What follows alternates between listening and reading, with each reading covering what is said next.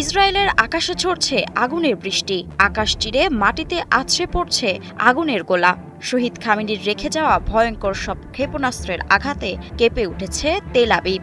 সেকেন্ডের ব্যবধানে একের পর এক বিস্ফোরণ, চারপাশে আতঙ্ক আর ধোঁয়ার কুণ্ডলী। তেহরানের দাবি, অপারেশন ট্রু প্রমিস 4-এর 21তম ধাপে ছোড়া হয়েছে শক্তিশালী নতুন প্রজন্মের মিসাইল। এতেই লণ্ডভণ্ড বর্বর নেতানিয়াহুর সাজানো শহর ও সামরিক স্থাপনা।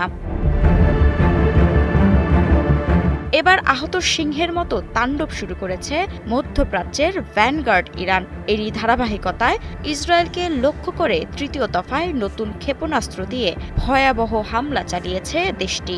অপারেশন ট্রু প্রমিস 4-এর 21তম ধাপে দখলদার দেশটির অভ্যন্তরে এক ভয়াবহ হামলা পরিচালনা করেছে Islamic revolutionary guard corps IRGC।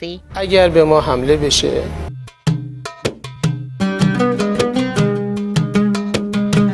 جنگی به ما تحمیل بگیره। গত ২৮ ফেব্রুয়ারি ওই আগ্রাসন শুরুর পর লাগাম ছাড়া ঘোড়ার মতো ছুটছে তেহরান। গতকাল হামলায় নড়বড়ে করেছে ইসরায়েলের প্রধান আন্তর্জাতিক বিমানবন্দর। ইরান থেকে ছোড়া ক্ষেপণাস্ত্র বেন গুরিয়ন বিমানবন্দরে আঘাত হেনেছিল। এছাড়া ঝাঁকে ঝাঁকে ক্ষেপণাস্ত্র ও ড্রোন ছুটছে উগ্র ইহুদিবাদী ভূখণ্ড এবং উপসাগরীয় দেশগুলোয় মার্কিন স্বার্থ সংশ্লিষ্ট স্থাপনা লক্ষ্য করে। স্থানীয় সময় শনিবার সকাল থেকে ইসরায়েলকে ধ্বংসের হামলা চলমান রেখেছে ইরান। জেরুজালেমের আকাশ জুড়ে আন্তর্জাতিক গণমাধ্যমের চোখে দেখা যায় ধোঁয়ার কুণ্ডলী। গোটা শহরে বেজে ওঠে বিমান হামলার সাইরেন। শক্ত নিরাপত্তা বহন নিয়েও বেশ নাকানি চুবানি খেতে হচ্ছে নেতানিয়াহুর ইসরায়েলকে। ইরান থেকে ছোড়া ব্যালিস্টিক ক্ষেপণাস্ত্র হামলায় গতকাল শুক্রবার রাতে ব্যাংকারে আশ্রয় নিয়েছে লাখ লাখ ইসরায়েলি। ইসরায়েলের দিকে অন্তত 5টি ব্যালিস্টিক ক্ষেপণাস্ত্র ছুড়েছে ইরান। এ সময় এই হামলার জেরে সারা রাত লাখ লাখ ইসরায়েলিকে লুকাতে হয়েছে বাংকারে। দেশটির সরকারের ওপর চাপ বৃদ্ধি করতে ইরান এমন কৌশল নিয়েছে বলেই মনে করছে অনেকে।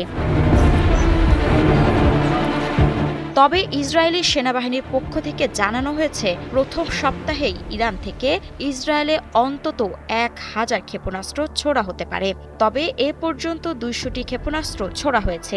এদিকে ইসরায়েল ও উপসাগরীয় অঞ্চলে ইরানের লাগাতার ড্রোন ও ক্ষেপণাস্ত্র হামলার প্রতিক্রিয়ায় মার্কিন প্রেসিডেন্ট ডোনাল্ড ট্রাম্প ইরানের নিঃশর্ত আত্মসমর্পণ দাবি করেছেন এবং ট্রাম্পের এই বার্তা যেন কানেই তোলেনি ইরান তা যেন বুঝতে বাকি নেই। তাই তো বীর দর্পে লড়ে যাচ্ছে ইসলামী প্রজাতন্ত্র। মাহমুদা মুন্নি, ৭১।